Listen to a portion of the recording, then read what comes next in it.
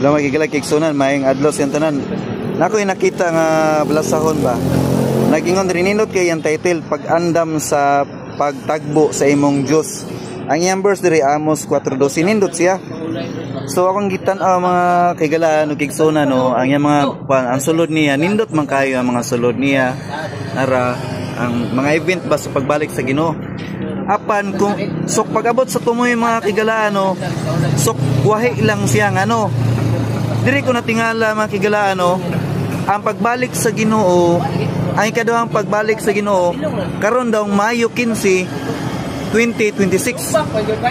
Nganong ingunahan naman nga mga kigalaan sa 1 Tesalonica 5:5 nagingon man diha sa sinulat ni Apostol Pablo nga ang pagbalik sa Ginoo sama sa kakawatan. Ang yang oras dili nimo mahibal-an. Ang pagbalik sa Ginoo sama sa kakawatan pero ang ilaha murag sukuhay gini sa balang kasulatan mga kigalaan.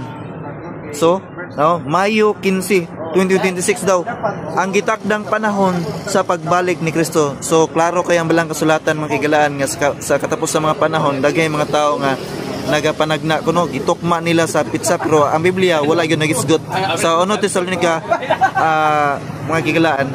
1 Tesalonica 5:2 mga kigalaan nagingon gyud nga ang adlaw sa Ginoo sa iyang pagpadayag dili gyud nimo mibal-an kay sama sa kakawatan nga mosulod sa imong panimalay ang iyang adlaw pero ang presensya sa Ginoo makita nimo pero ang ilaha mga kigalaan gitakda sa panahon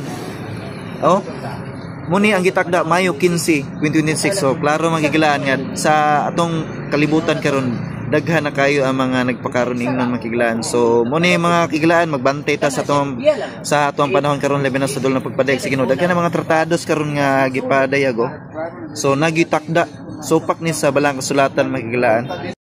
Kini nga kuan mga kigalaan wala gid ni say pangutan-on nimo sila naghatag ani wala sila relihiyon. Wala relihiyon nila nga gikuan. So ang ilalan diri na sila YouTube channel nila. Now kini ang preparation to meet thy God. So munilahang YouTube channel nila.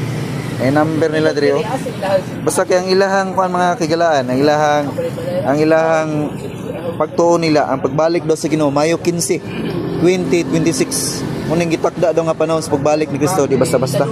Pero ang balang kasulatan matud ni Apostol Pablo sa 1 Tesalonica 5:2 nga ang pagbalik sa Ginoo sama sa sakawatan pero ilaha wala ni mga kigalaan so supak gyud ni sukway ni.